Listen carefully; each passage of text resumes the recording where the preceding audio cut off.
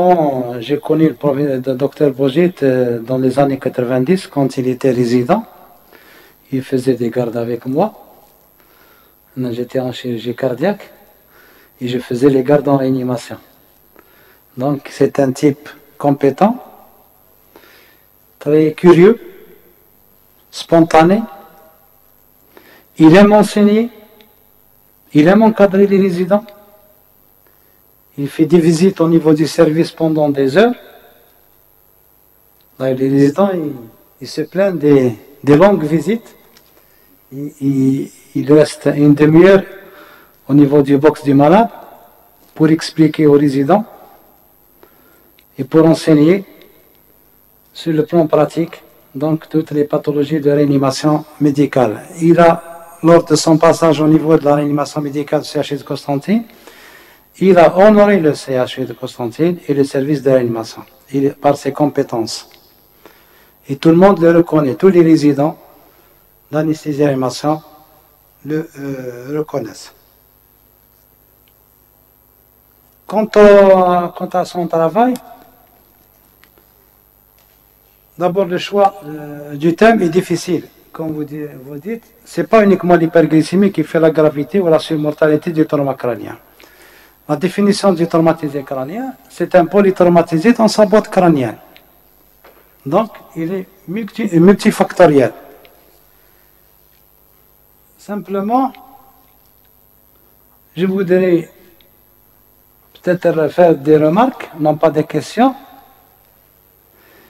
Pourquoi vous avez parlé de coma Glasgow score et non pas du score de Liège? Le score de Liège, vous l'avez limité à la réactivité pupillaire. Le score, le coma Glasgow score, c'est un score statique. Il n'est pas évolutif.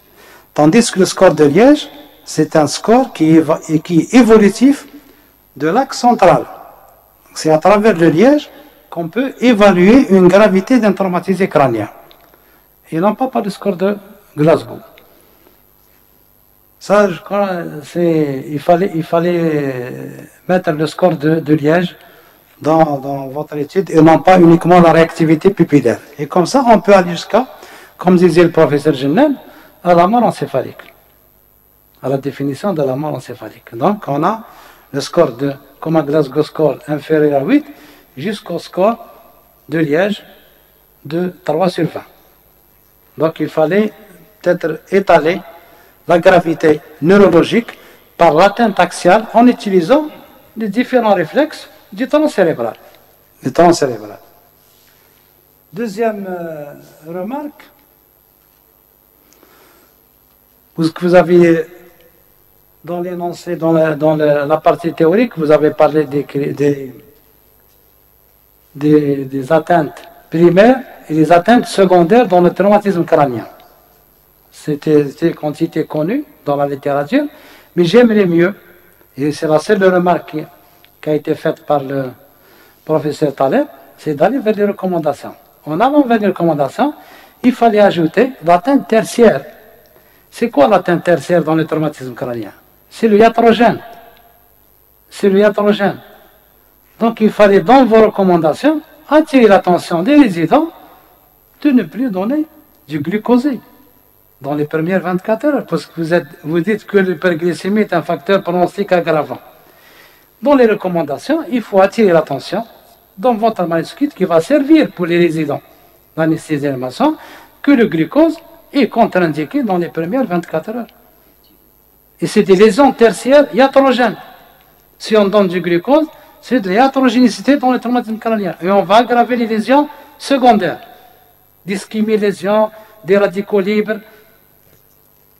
Donc il fallait attirer l'attention. En conclusion, il fallait le mettre avec les recommandations de pratique, même dans la littérature, même l'étude n'est pas, mais dans la littérature, il faut recommander que le glucosé est contre-indiqué chez le traumatisé crânien dans les premières 24 heures.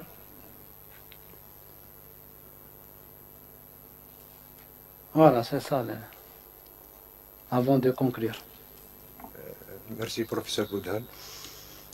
Monsieur le Président, pour vos remarques. Donc, concernant votre première question pour le score de Liège, c'est vrai que nous avons choisi un score statique qui est le Glasgow Coma Score pour être un peu, pour avoir une comparabilité de mes résultats avec les données de la littérature, parce que les travaux que j'ai vus, que j'ai lus, majoritairement, ils utilisaient le Glasgow Coma Score initial.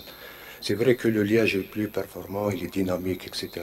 Mais dans un souci de comparabilité des résultats, on a choisi le Glasgow Coma Score. D'autant plus que notre étude se résume à avoir les données initiales. C'est tout. C'est-à-dire qu'on ne s'intéressait pas au profil évolutif, neurologique, hémodynamique, etc. du patient. Le seul le profil évolutif qui nous intéressait, c'était l'objectif. C'était donc le taux de mortalité. Donc, toutes causes confondues. Maintenant, nous, on a un état, un patient qui arrive, il est comme ça. Donc, il y a des données cliniques, des données biologiques d'admission des 24 premières heures. C'était un peu les éléments sur lesquels nous avons jugé et nous avons analysé donc, le patient. On ne s'est pas intéressé dans notre étude à l'aspect évolutif, est-ce qu'il a développé des infections nosocomiales, la cause du décès, l'évolution des signes neurologiques, des réflexes, etc. Voilà un peu les deux raisons pour lesquelles nous avons choisi le Glasgow Coma Score. Maintenant, pour le score des réflexes du tronc, on les a un peu utilisés parce que pour éliminer les patients en mort cérébrale, déjà il faut qu'il y ait la condition absence de réflexe du tronc. Donc une midriase bilatérale, absence de réflexe du tronc, absence de respiration spontanée, score IA3, on définissait cliniquement le patient en mort cérébrale qui n'était d'ailleurs pas inclus dans l'étude. C'était un critère d'exclusion. Pour la recommandation du glucosé des 24 premières heures, c'est vrai que beaucoup de travaux conseillent le glucosé qui est indiqué du moins les 24 premières heures. Mais si je faisais ce genre de recommandation à la fin, ne pas donner de glucosé, alors que dans les résultats, je disais que l'hyperglycémie modérée était bénéfique. Ben, il y aura des résidents qui vont me dire, mais monsieur, une hyperglycémie à 1,80 g, finalement, elle est bénéfique. Est-ce qu'il ne faudrait pas plutôt maintenir le patient dans un versant plutôt hyperglycémie? J'ai hésité longtemps à la mettre. Franchement, j'ai hésité à mettre cette recommandation à la fin. Je me suis contenté de conclure par ce qui est sûr. Ce qui est sûr, traiter l'hyperglycémie supérieure à 2 grammes. Et vous avez raison de dire que je ne me suis pas intéressé à l'autre côté, le côté hypoglycémie. Je me suis peut-être beaucoup plus focalisé sur le côté hyperglycémie, émettre des recommandations quand l'hyperglycémie est excessive. Mais passer à côté d'une hypoglycémie, c'est aussi, l'a souligné le professeur Reginald, passer à côté d'une hypoglycémie, c'est aussi délétère. Voilà, j'espère avoir répondu globalement à votre question. Merci, docteur Bougit. Merci. Donc, on va se retirer pour les délibérations. Si vous avez. Ah, d'accord.